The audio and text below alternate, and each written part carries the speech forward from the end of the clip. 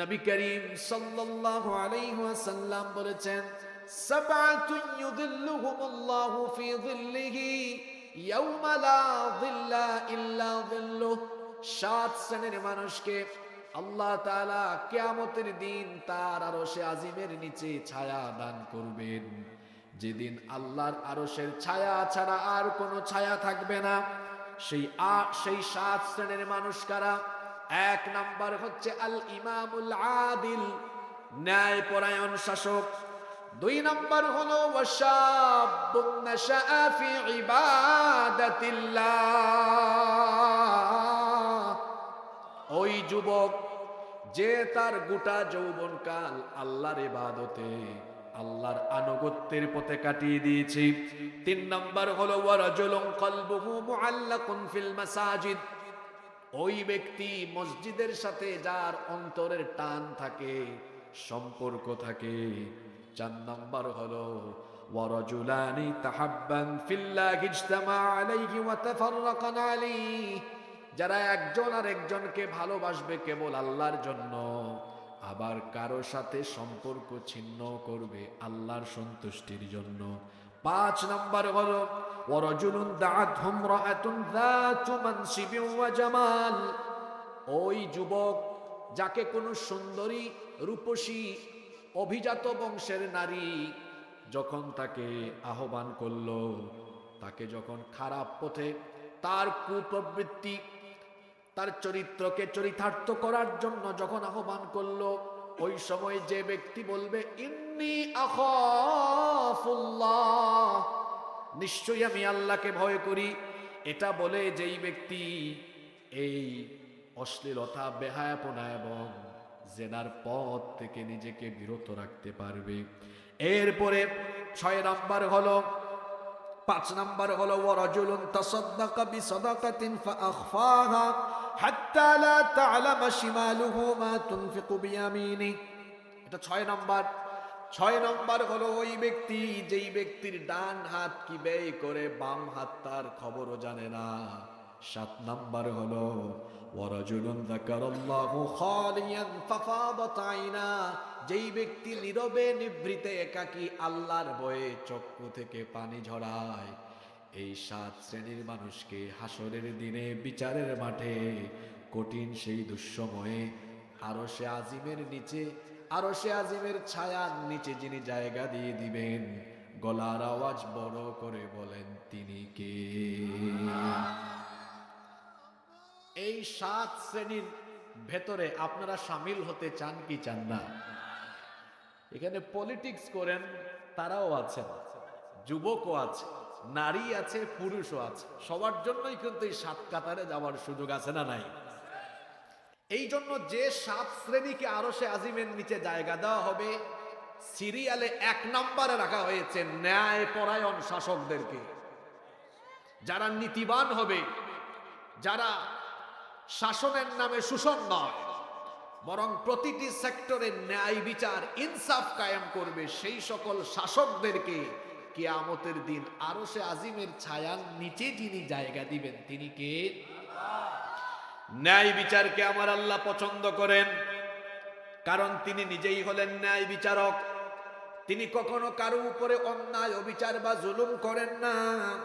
এজন্য রব্বুল আলামিন কোরআনুল কারীমের 49 নম্বর সূরা সূরাতুল হুজুরাতের 9 নম্বর আয়াতে বলছেন, ওয়া আকসিতু ইন্নাল্লাহা ইউহিব্বুল মুকসিতিন, ন্যায় বিচার করো, নিশ্চয়ই ন্যায় বিচারকদেরকে যিনি পছন্দ করেন। গলার আওয়াজ বড় করে সবাই বলেন তিনি কে? আর এই ন্যায় বিচার সকল সেক্টরে কায়েম করার জন্য ন্যায় বিচারের কিতাব দরকার। এই কিতাবের নাম কি? সবাই বলেন সেই কিতাবের নাম কি? আচ্ছা আপনারা আমাকে বলেন তো, কোরআন ছাড়া কি কোথাও ন্যায় বিচার আসলে প্রতিষ্ঠা করা যায়? জোরে বলেন যায়? এই জন্য আল্লাহর দেওয়া কোরআনের ভিত্তিতে শাসন করবে যারা, ন্যায় বিচারক হলো তারা। এজন্য আল্লাহ তার নবীকেই স্বয়ং আদেশ দিয়েছেন। কোরআনে কারীমের 4 নম্বর সূরা সূরাতুন নিসায়ের 58 নম্বর আয়াতে আল্লাহ বলছেন, ওয়া ইযা হাকামতুম বাইনান নাসি আন তাহকুমু বিল আদল ইন্নাল্লাহা নি'মা ইয়া'iদুকুম বিহি ইন্নাল্লাহা কানা সামিআম বাসীরা। আল্লাহ তাআলা বলছেন, আর আপনি যখন মানুষের মধ্যে বিচার করবেন, ফয়সালা করবেন, তখন আপনি ন্যায় বিচার কায়েম করবেন। আর ন্যায় বিচার কায়েমের জন্য আল্লাহর বিধানের দরকার।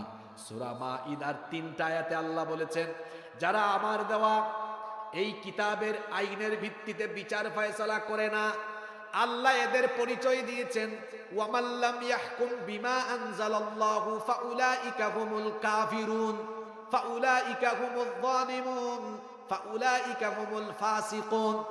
সূরাতু আল মাঈদার 3টা আয়াতে আল্লাহ এদের পরিচয় দিয়েছেন।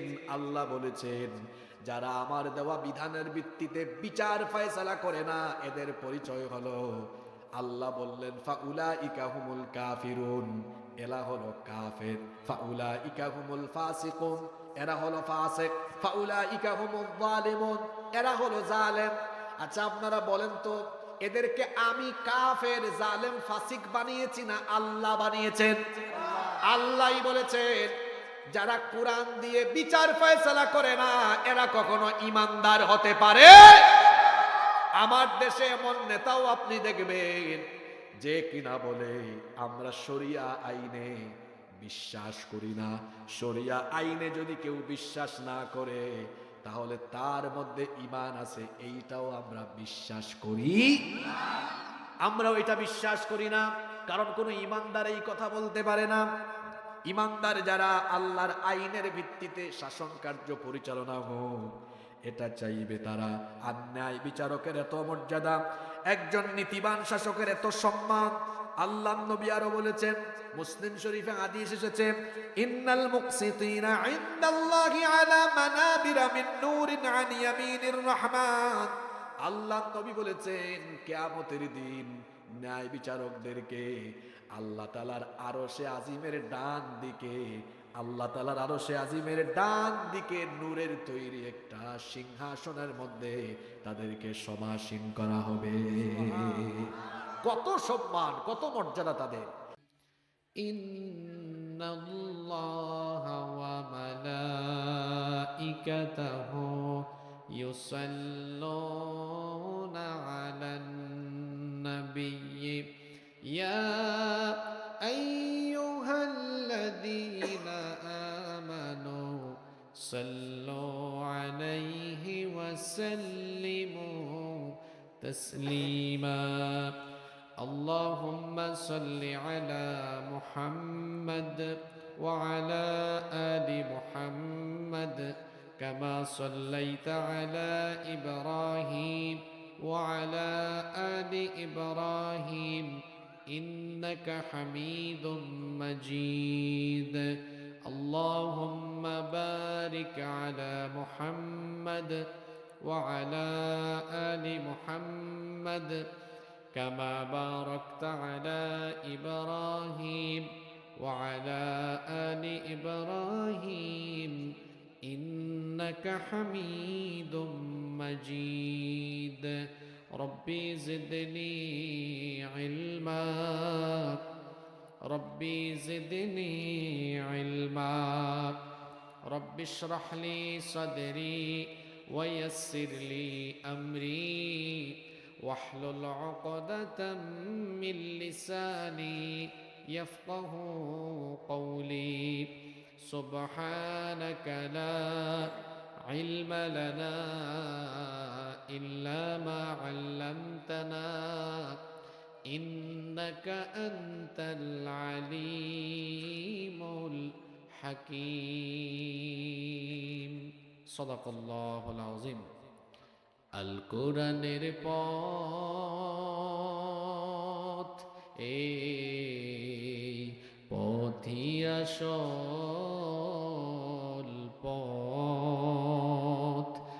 কোরআনের পথ, এই পথই আসল পথ।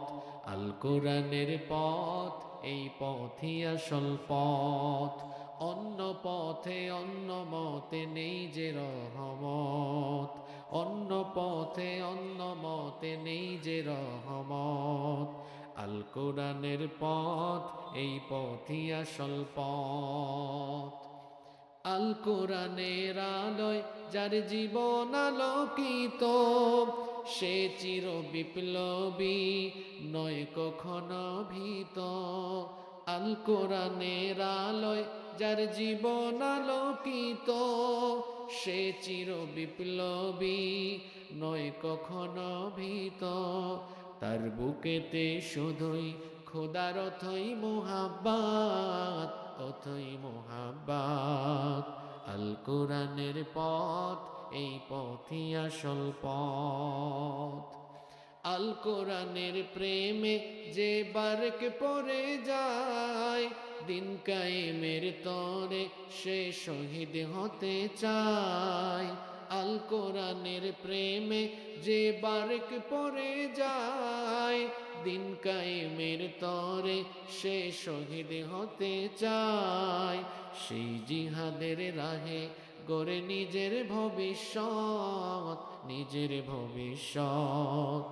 আল কোরআনের পথ, এই পথই আসল পথ। আল কোরআনের পথ, এই পথই আসল পথ। অন্য পথে অন্য মতে নেই যে রহমত, অন্য পথে অন্য মতে নেই যে রহমত। আল কোরআনের পথ, এই পথই আসল পথ।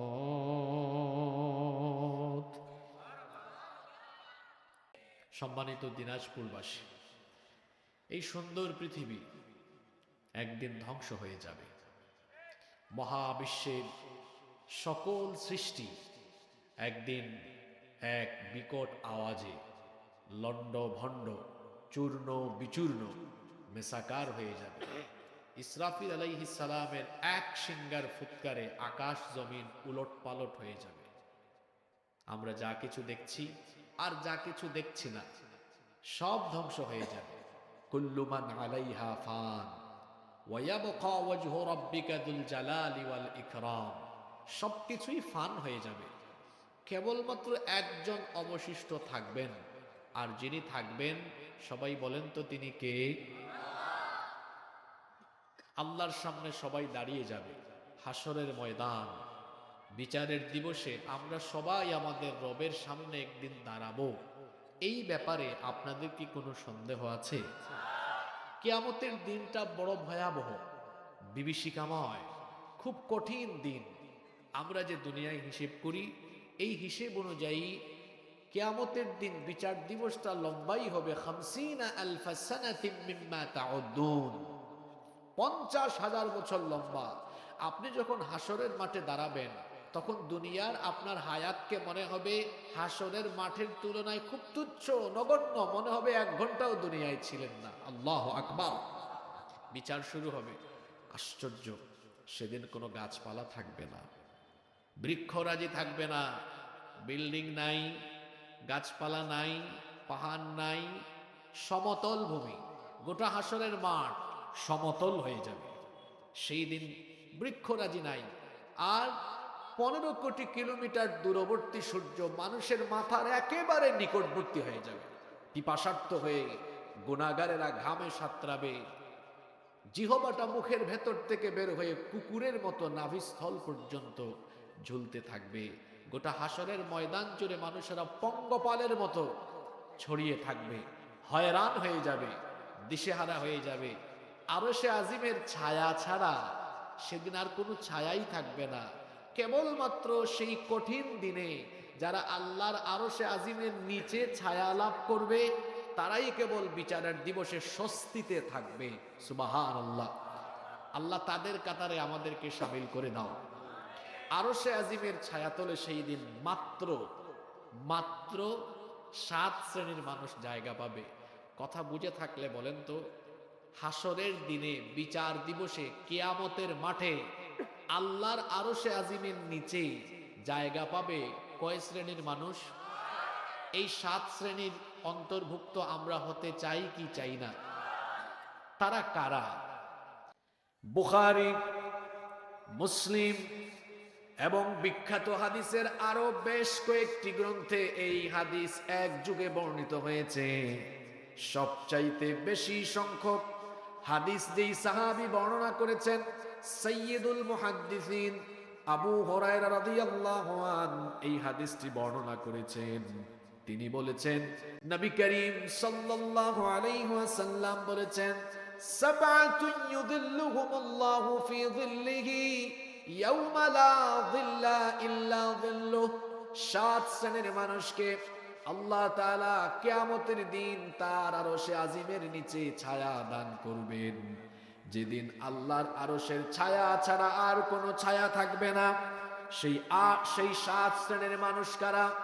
1 নাম্বার হচ্ছে আল ইমামুল আদিল, ন্যায়পরায়ণ শাসক। 2 নাম্বার হলো ওয়াশাবুন নাশাআ ফি ইবাদাতিল্লাহ, ওই যুবক যে তার গোটা যৌবনকাল আল্লাহর ইবাদতে, আল্লাহর আনুগত্যের পথে কাটিয়ে দিয়েছে। 3 নাম্বার হলো ওয়ারাজুলুন কলবুহু মুআল্লাকুন ফিল মাসাজিদ, ওই ব্যক্তি মসজিদের সাথে যার অন্তরের টান থাকে, সম্পর্ক থাকে। 4 নাম্বার হলো ওয়ারাজুলানি তাহাব্বান ফিল্লাহি ইজতামা আলাইহি ওয়া তাফাররাকা আলাইহি, যারা একজন আর একজনকে ভালোবাসবে কেবল আল্লাহর জন্য, আবার কারো সাথে সম্পর্ক ছিন্ন করবে আল্লাহর সন্তুষ্টির জন্য। 5 নাম্বার হলো ওয়ারাজুলুন দাআতহু ইমরাআতুন যাতু মানসিবিন ওয়া জামাল, ওই যুবক যাকে কোনো সুন্দরী রূপসী অভিজাত বংশের নারী যখন তাকে আহ্বান করলো, তাকে যখন খারাপ পথে তার কুপ্রবৃত্তি, তার চরিত্রকে চরিতার্থ করার জন্য যখন আহ্বান করলো, ওই সময় যে ব্যক্তি বলবে ইন্নী আখাফুল্লাহ, নিশ্চয়ই আমি আল্লাহকে ভয় করি, এটা বলে যেই ব্যক্তি এই অশ্লীলতা, বেহায়াপনা এবং জেনার পথ থেকে নিজেকে বিরত রাখতে পারবে।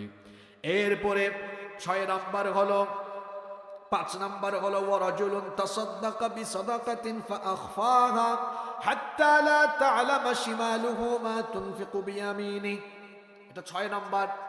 6 নাম্বার হলো ওই ব্যক্তি যেই ব্যক্তির ডান হাত কি ব্যয় করে বাম হাত তার খবরও জানে না। 7 নাম্বার হলো ওয়ারাজুলুন যাকারাল্লাহু খালিয়ান ফাফাদাত আইনা, যেই ব্যক্তি নীরবে নিভৃতে একাকী আল্লাহর ভয়ে চক্ষু থেকে পানি ঝরায়। এই 7 শ্রেণীর মানুষকে হাসরের দিনে বিচারের মাঠে কঠিন সেই দুঃসময়ে আরশে আজিমের নিচে, আরশে আজিমের ছায়ার নিচে যিনি জায়গা দিয়ে দিবেন, গলার আওয়াজ বড় করে বলেন তিনি কে? এই 7 শ্রেণীর ভেতরে আপনারা সামিল হতে চান কি চান না? এখানে পলিটিক্স করেন তারাও আছেন, যুবকও আছে, নারী আছে, পুরুষও আছে, সবার জন্যই কিন্তু এই 7 কাতারে যাওয়ার সুযোগ আছে না নাই? 1 নম্বরেই নেতৃবৃন্দের কথা আজকে এখানে। কারণ কি জানেন? কারণ একটা এলাকাকে, সমাজকে, জাতিকে নেতৃত্ব যারা দেয়, এরা যদি ভালো না হয়, এরা যদি চরিত্রবান না হয়, আমানতদার না হয়, তাহলে সেই সমাজ বা জাতির কি উন্নতি হতে পারে? আপনারা বলেন তো, একটা গাড়িতে 40 জন প্যাসেঞ্জার, সবাই গাঁজা খাইছে, কিন্তু ড্রাইভার গাঁজা খায় নাই, এই গাড়িটা রাস্তায় থাকার সম্ভাবনা আছে। কিন্তু যদি গাড়ির 40 জন প্যাসেঞ্জার সবাই গাঁজা খেয়ে ফেলে, সবাই যদি গাঁজা নাও খায়, কিন্তু ড্রাইভার যদি গাঁজা খেয়ে বসে, এই গাড়ি কি রাস্তায় থাকবে নাকি? গাড়িকে সঠিকভাবে চালানোর জন্য যেমন যোগ্য ড্রাইভার দরকার, ঠিক তেমনি একটা সমাজ আর রাষ্ট্রকে নেতৃত্ব দিয়ে উন্নতির উচ্চ শিখরে নিয়ে যাওয়ার জন্য সৎ আমানতদার চরিত্রবান শাসকের দরকার। এই জন্য যে 7 শ্রেণীকে আরশে আজিমের নিচে জায়গা দেওয়া হবে, সিরিয়ালে 1 নম্বরে রাখা হয়েছে ন্যায়পরায়ণ শাসকদেরকে, যারা নীতিবান হবে, যারা শাসনের নামে শোষণ নয় বরং প্রতিটি সেক্টরে ন্যায় বিচার ইনসাফ কায়েম করবে, সেই সকল শাসকদেরকে কিয়ামতের দিন আরশে আজিমের ছায়ার নিচে যিনি জায়গা দিবেন তিনি কে? ন্যায় বিচারকে আমার আল্লাহ পছন্দ করেন, কারণ তিনি নিজেই হলেন ন্যায় বিচারক। তিনি কখনো কারো উপরে অন্যায় অবিচার বা জুলুম করেন না। এজন্য রব্বুল আলামিন কোরআনুল কারীমের 49 নম্বর সূরা সূরাতুল হুজুরাতের 9 নম্বর আয়াতে বলছেন, ওয়া আকসিতু ইন্নাল্লাহা ইউহিব্বুল মুকসিতিন। ন্যায় বিচার করো, নিশ্চয়ই ন্যায় বিচারকদেরকে যিনি পছন্দ করেন। গলার আওয়াজ বড় করে সবাই বলেন তিনি কে? আর এই ন্যায় বিচার সকল সেক্টরে কায়েম করার জন্য ন্যায় বিচারের কিতাব দরকার। এই কিতাবের নাম কি? সবাই বলেন, সেই কিতাবের নাম কি? আচ্ছা, আপনারা আমাকে বলেন তো, কোরআন ছাড়া কি কোথাও ন্যায় বিচার আসলে প্রতিষ্ঠা করা যায়? জোরে বলেন, যায়? এই জন্য আল্লাহর দেওয়া কোরআনের ভিত্তিতে শাসন করবে যারা, ন্যায় বিচারক হলো তারা। এজন্য আল্লাহ তার নবীকেই স্বয়ং আদেশ দিয়েছেন। কোরআনে কারীমের 4 নম্বর সূরা সূরাতুন নিসায়ের 58 নম্বর আয়াতে আল্লাহ বলছেন, ওয়া ইযা হাকামতুম বাইনান নাসি আন তাহকুমু বিল আদল ইন্নাল্লাহা নি'মা ইয়া'iদুকুম বিহি ইন্নাল্লাহা কানা সামিআম বাসীরা।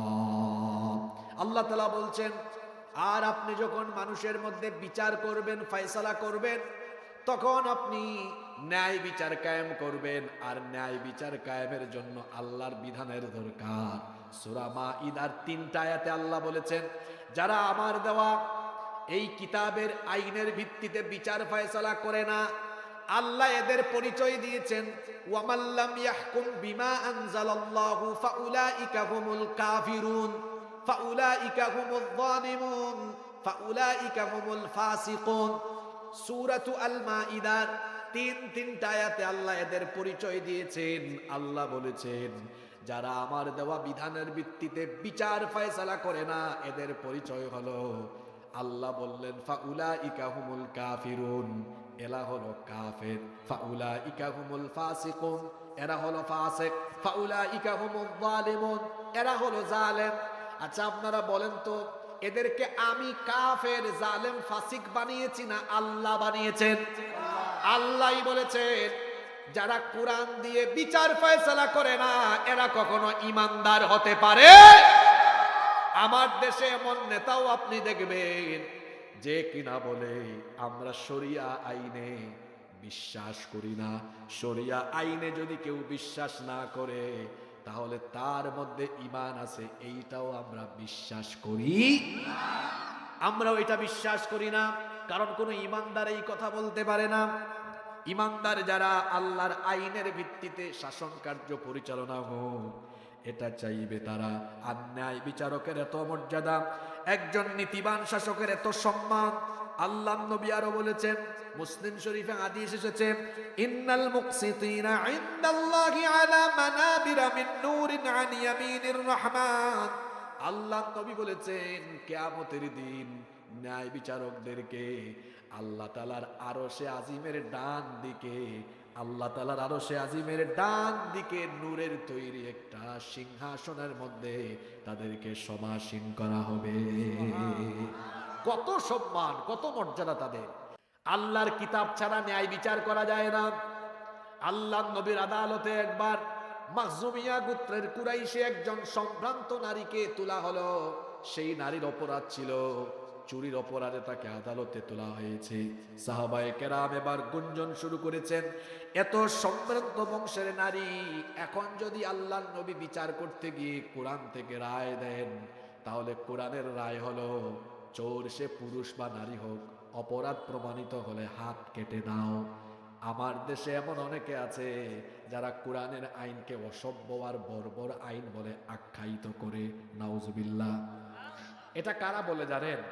যাদের তলে তলে চুরি চামারি দুর্নীতি লুটপাটের অভ্যাস আছে, যারা তলে তলে চুরি চামারি দুর্নীতি করে, চোর চামার দুর্নীতিবাদ যারা কোরআনের আইন চায় না তারা।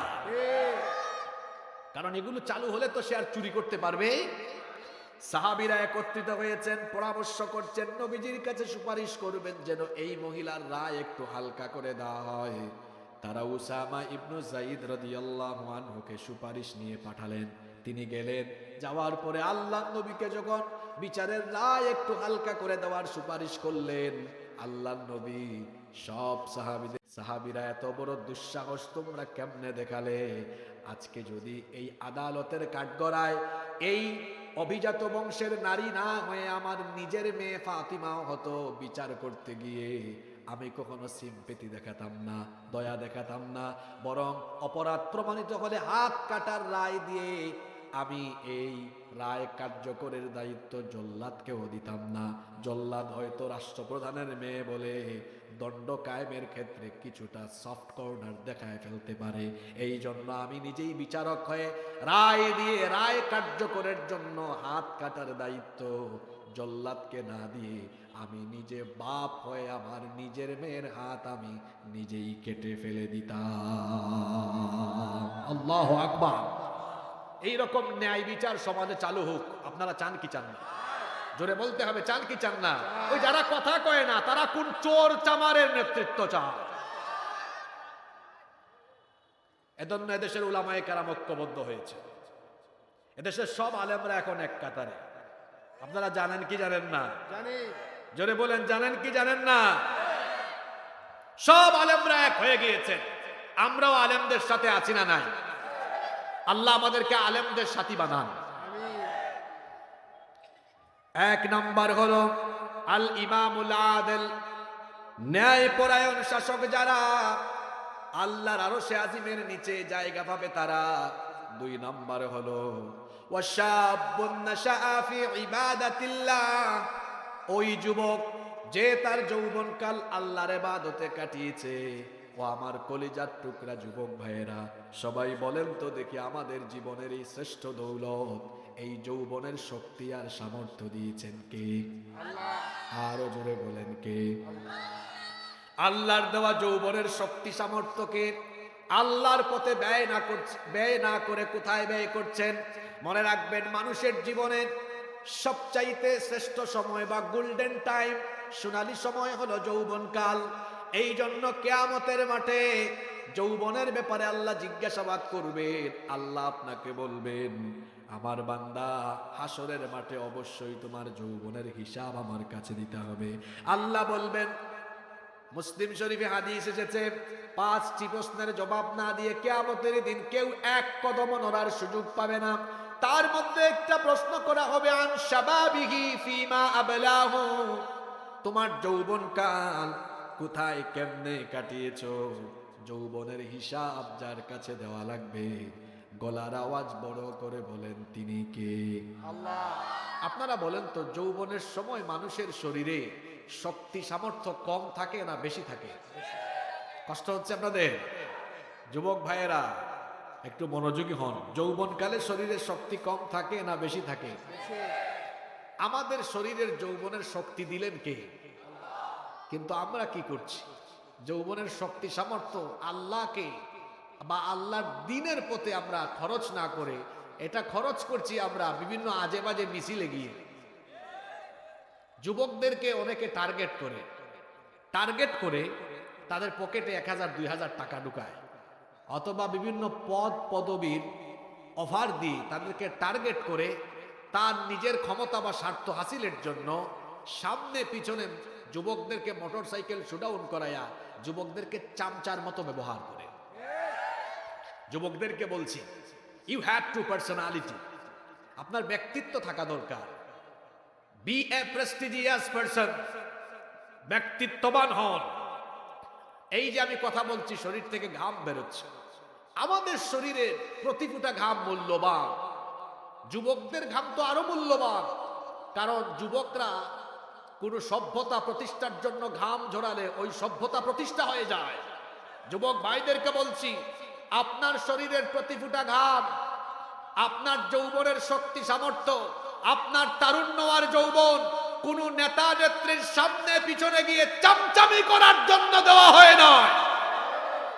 সুতরাং আপনার এই যৌবন, এই তারুণ্য, তারুণ্যের শক্তি সামর্থ্য কোথাও গিয়ে খরচ করবার আগে ভাবুন, যদি কোথাও খরচ করতেই হয় তাহলে এই তারুণ্য, এই যৌবনের শক্তি সামর্থ্য, ঘাম, রক্ত, জীবন আল্লাহর জমিনে আল্লাহর দ্বীন প্রতিষ্ঠার জন্য উৎসর্গ করতে হবে।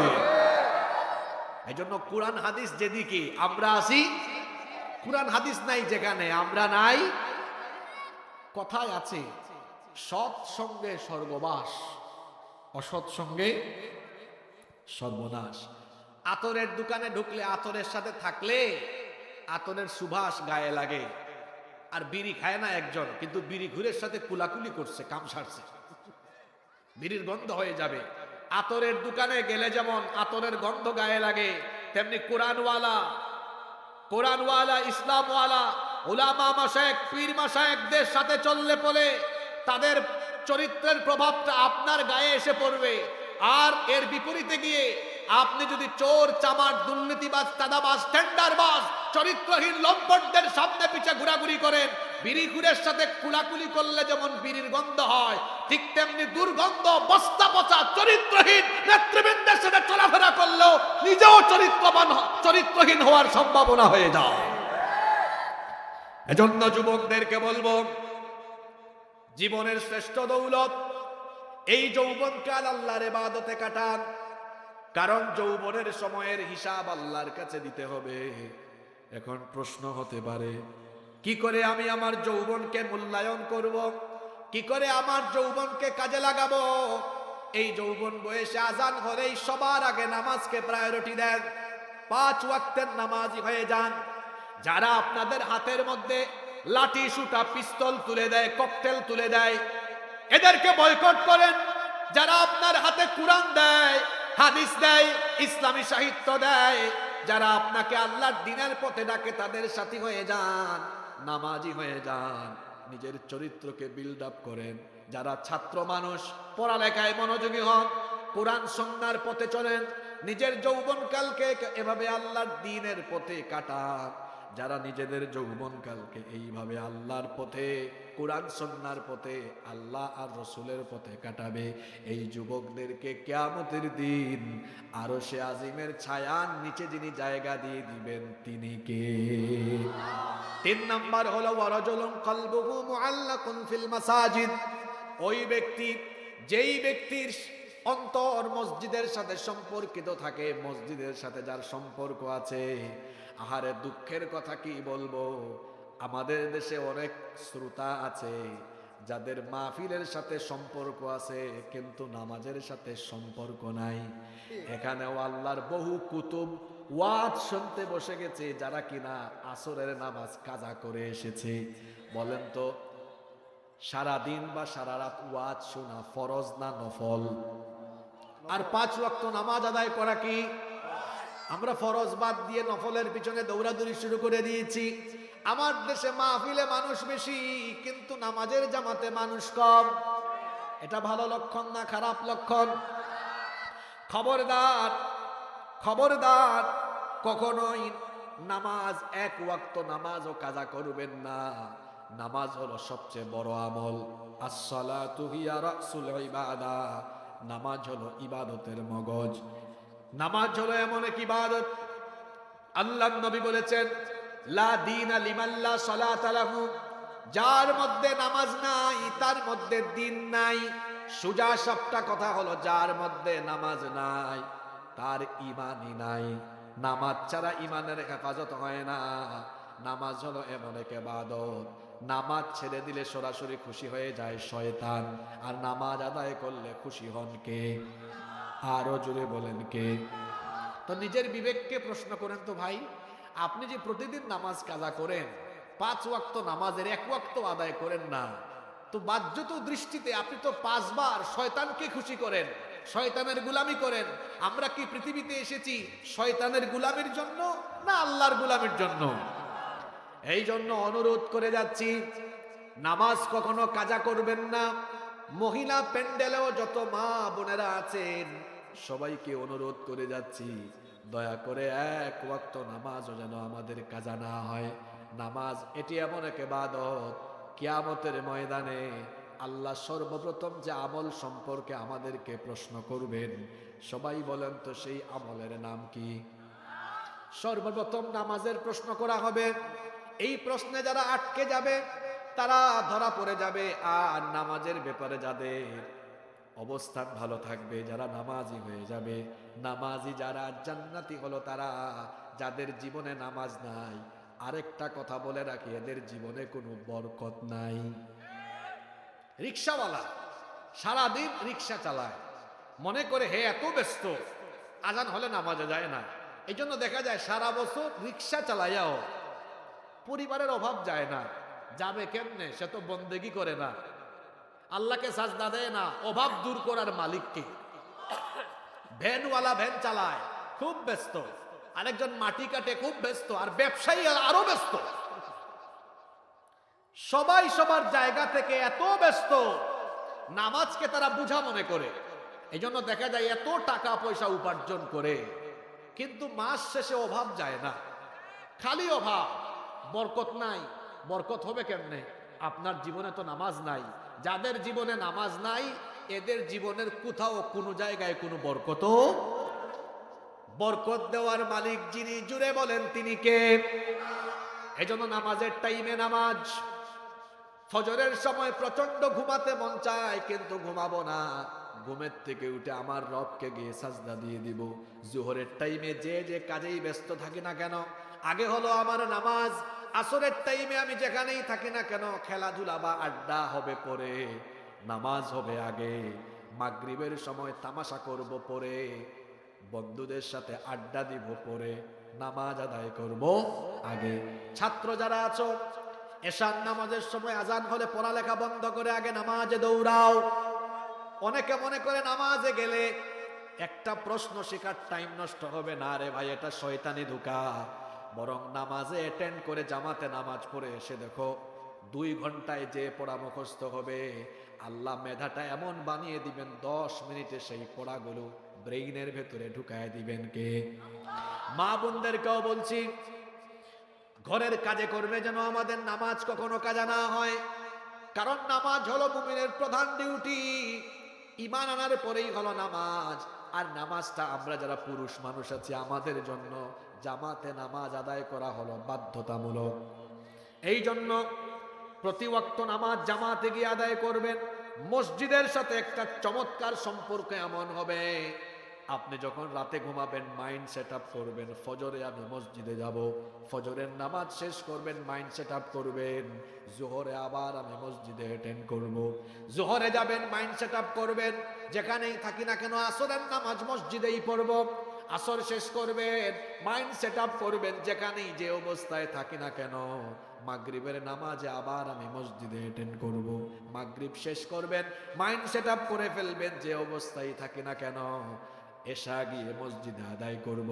এইভাবে করে যারা মসজিদের সাথে তাদের অন্তরের একটা তাআল্লুক পয়দা করে, আল্লাহর নবী বলেছেন মসজিদের সাথে তাআল্লুক পয়দাকারী এই সকল লোকদেরকে কিয়ামতের দিন আল্লাহ তাআলা তার আরশে আজিমের ছায়ার নিচে জায়গা দিয়ে দিবেন। 4 নাম্বার হলো ওয়ারাজুলান তাহাব্বান ফিল্লাহি ইজতামা আলাইহি ওয়া তাফাররাকান আলাইহি। ওই সকল ব্যক্তিরা যারা একজন আরেকজনকে ভালোবাসবে আল্লাহর সন্তুষ্টির জন্য, আবার কাউকে ঘৃণা করবে, কারো সাথে সম্পর্ক ছিন্ন করবে কার সন্তুষ্টির জন্য? এখন আমরা কাউকে ভালোবাসি আল্লাহর অসন্তুষ্টির জন্য। যুবকরা তো ভালোবাসার পাগল। রাস্তায় এক সুন্দরী মেয়ে পাইছে, হ্যাঁ, মনে মনে তার বলতে ইচ্ছা করে যে যদি গিয়ে বলতে পারতাম আই লাভ ইউ। তো এই আই লাভ ইউর মধ্যে আল্লাহর সন্তুষ্টি আছে? জোরে বলতে হবে, সন্তুষ্টি আছে? আমি কাউকে ভালোবাসবো আল্লাহর সন্তুষ্টির জন্য, আবার কাউকে ঘৃণাও করব আল্লাহর সন্তুষ্টির জন্য। আপনি যে একটু আগে আই লাভ ইউ বলতে মন চায় যেটা বলেছেন, ওটা থেকে দূরে থাকলে খুশি কে? জোরে বলে, দূরে থাকলে খুশি কে? কারোর সাথে সম্পর্ক হবে, আপনার সাথে আমার সম্পর্ক হবে আল্লাহর সন্তুষ্টির জন্য, আবার আপনার সাথে আমার সম্পর্ক ছিন্ন হবে আল্লাহর সন্তুষ্টির জন্য। আমরা এটা করতে পারি না, এটা করতে পারি না অনেকেই। মনে করেন আমার ভাই, উনি আল্লাহর দ্বীনকে ভালোবাসেন, এই জন্য আমি উনাকে ভালোবাসি। তাহলে এই ভালোবাসাটা হলো কার জন্য? এখন উনি বলতেছেন এমন কথা, এমন কাজ উনি করেন যা দ্বীনের সাথে সাংঘর্ষিক, ইসলামের সাথে সাংঘর্ষিক। এখন তার সাথে আমার আর সম্পর্ক থাকবে না, আমি তার সাথে সম্পর্কটাও ছিন্ন করব। কার সন্তুষ্টির জন্য? আপনারা কি এটা করতে পারেন? আপনারা এমন দলকানা, এমন দলান্ধ, কথাটা আবার বলছি, আপনারা এমন দলকানা, এমন দলান্ধ, এই বাংলাদেশের বেশিরভাগ মানুষ এমন দলকানা, এমন দলান্ধ, তার নেতা যদি ইসলামের বিরুদ্ধেও কথা বলে তারপরও সে তার নেতার ছায়া তলে থাকে, ইসলামের বিরুদ্ধে গেলেও সে থাকে। এমন দলান্ধ, এমন দলকানা। আমি কাউকে ভালোবাসবো আল্লাহর সন্তুষ্টির জন্য, আবার আমি কারো সাথে সম্পর্ক ত্যাগ করব, এটাও আল্লাহর সন্তুষ্টির জন্য। আমাদের ভালোবাসা, কাউকে ঘৃণা করা, এটা হবে কার জন্য? আবু দাউদে হাদিস এসেছে, আল্লাহর নবী বলেছেন, মান আহাব্বা লিল্লাহ ওয়া আবগাদা লিল্লাহ ওয়া আ'তা লিল্লাহি ওয়া মানা'a লিল্লাহ ফাকাদ ইসতাকমালাল ঈমান। যে আল্লাহর জন্য কাউকে ভালোবাসে, আবার আল্লাহর জন্য কারো সাথে সম্পর্ক ছিন্ন করে, আল্লাহর নবী বলেছেন তার ঈমানটা পরিপূর্ণ হয়ে গিয়েছে। সুবহানাল্লাহ। এজন্য আমরা ভালোবাসাটা, পারস্পরিক ভালোবাসাটা হবে আল্লাহর জন্য, কারো সাথে সম্পর্কও ছিন্ন হয়ে যাবে কার সন্তুষ্টির জন্য? নাম্বার 5, সময় যেহেতু শর্ট এই জন্য সংক্ষেপে সংক্ষেপে বলে যাচ্ছি। 5 নাম্বার, ওয়ারাজুলুন দাআতহু ইমরাআতুন যাতু মানসিবি ওয়া জামাল। ওই ব্যক্তি যাকে কোনো অভিজাত বংশীয় সুন্দরী নারী তাকে চরিতার্থ করার জন্য অফার করে, কিন্তু সেই ব্যক্তি তখন বলে ইন্নী আখাফুল্লাহ, আমি আল্লাহকে ভয় করি। আল্লাহর ভয়ে যেই ব্যক্তি এই রকম অপকর্ম থেকে, অর্থাৎ জিনা ব্যভিচার থেকে নিজেকে হেফাজত করে, সেই ব্যক্তিও আল্লাহর আরশে আজিমের নিচে জায়গা পাবে। এটা বড় চ্যালেঞ্জের ব্যাপার। এখানে বহু যুবক যুবতী, বহু তরুণ তরুণী আছেন, প্রত্যেককে আমি বলবো নিজের চরিত্রের ক্ষেত্রে সতর্ক হয়ে যান। চরিত্র হলো একটা বিরাট বিষয়। এই চরিত্রকে যারা ঠিক রাখতে পারবে তাদেরকে আল্লাহ খুশি হয়ে জান্নাত দিয়ে দিবেন। চরিত্রকে ঠিক রাখার জন্য আল্লাহর ভয় অন্তরে পয়দা করতে হবে। যুবক ভাইদেরকে বলছি, নিজের চরিত্র ঠিক ইউসুফ আলাইহিস সালামের মতো চরিত্রটাকে বিল্ড আপে ট্রাই করেন। ইউসুফ আলাইহিস সালাম, যাকে আল্লাহ তাআলা দুনিয়ার অর্ধেক সৌন্দর্য দান করেছিলেন, যাকে দেখে চোখ ফেরানো যেত না, যেই নবীকে দেখে মিশরের সুন্দরী রূপসী মেয়েরা ফল কাটতে গিয়ে নিজেদের আঙ্গুল পর্যন্ত কেটে ফেলে দিয়েছিল, তারা টেরও পায় নাই। আল্লাহু আকবার। এত সুন্দর সুপুরুষ তিনি ছিলেন।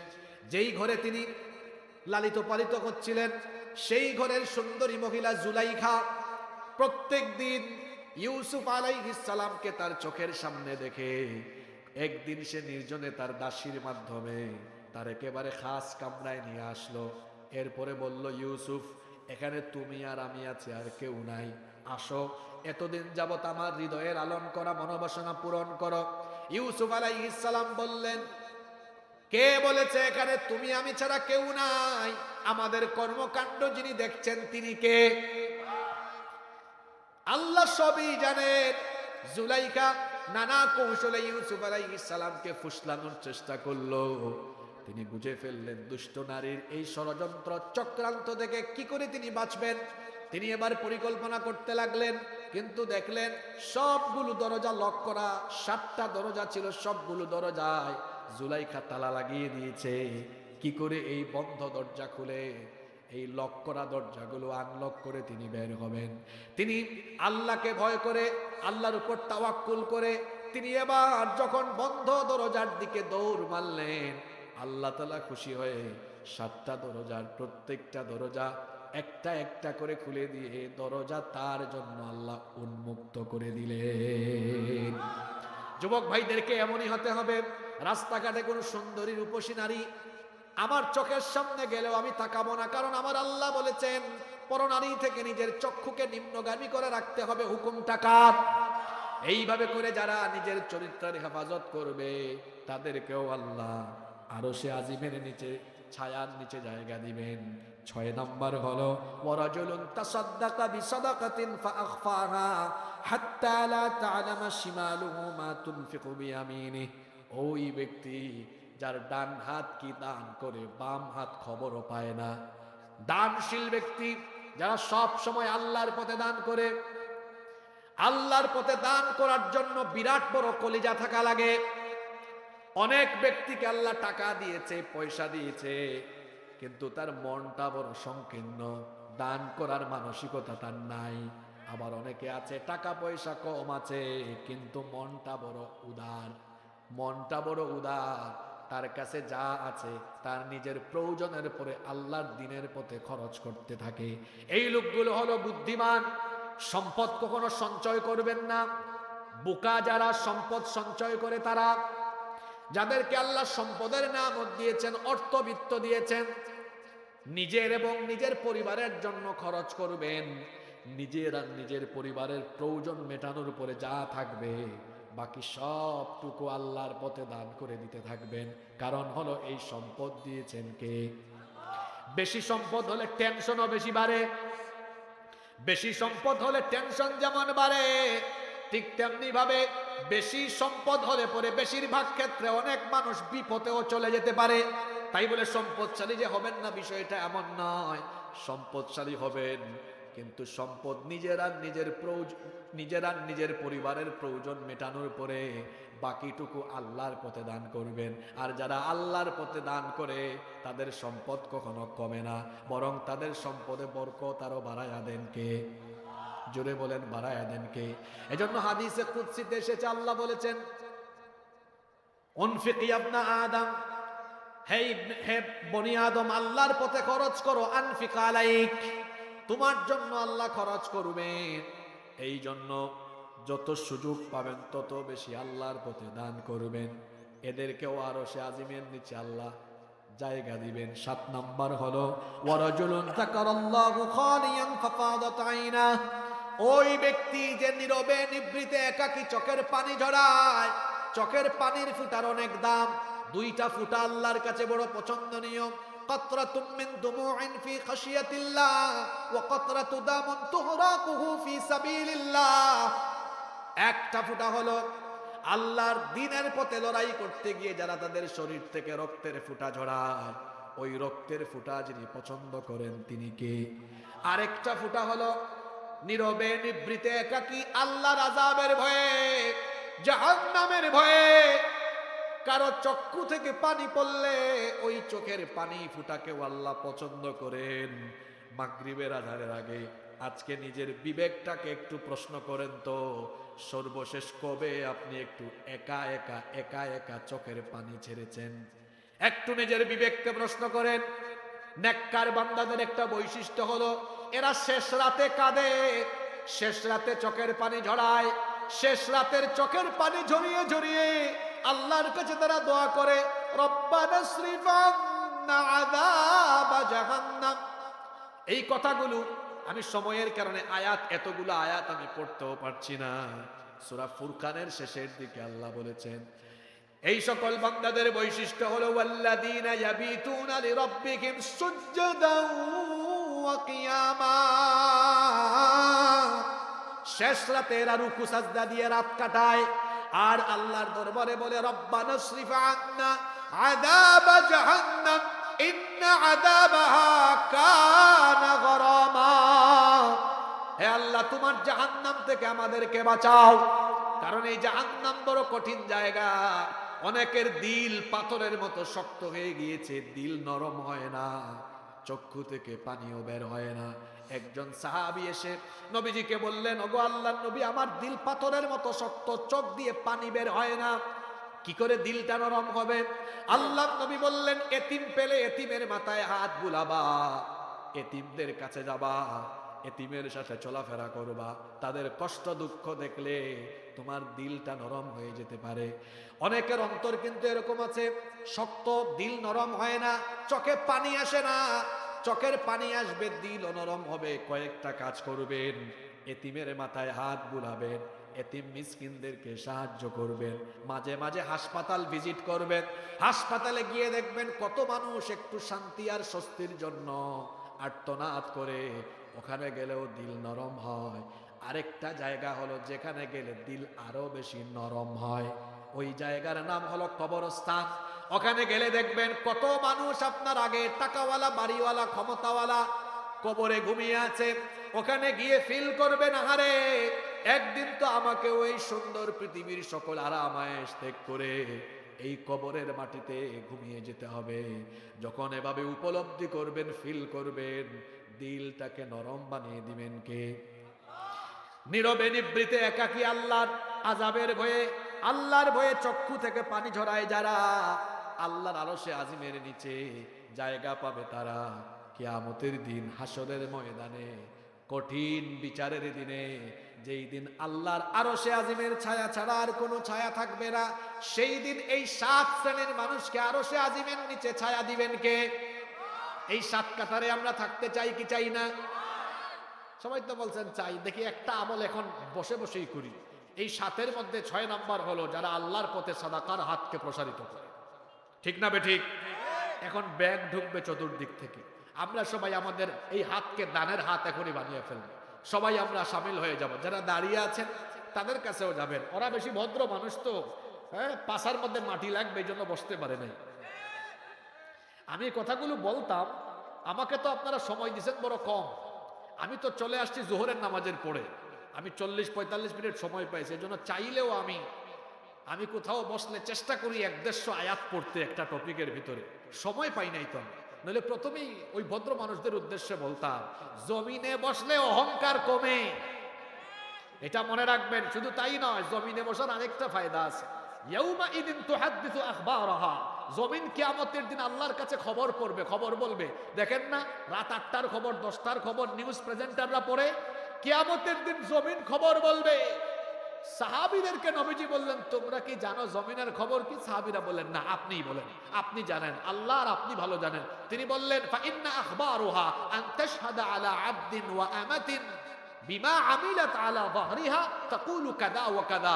জমিনের খবর হলো যারা জমিনের উপরে যত ধরনের কাজ করেছে, সেটা হোক সুকর্ম অপকর্ম, জমিন সেদিন আল্লাহর দরবারে সব ফাঁস করে দিতে থাকবে। আল্লাহু আকবার। আমি সংক্ষিপ্ত সময়ে আরশে আজিমের নিচে ছায়াপ্রাপ্ত 7 শ্রেণীর নাম বলেছি। আল্লাহ, এই 7 শ্রেণীর মধ্যে তুমি আমাদেরকে শামিল করে দাও। যত কথা বলেছি আল্লাহ, এগুলোর উপরে আমাদেরকে আমলের তৌফিক দান করে দাও।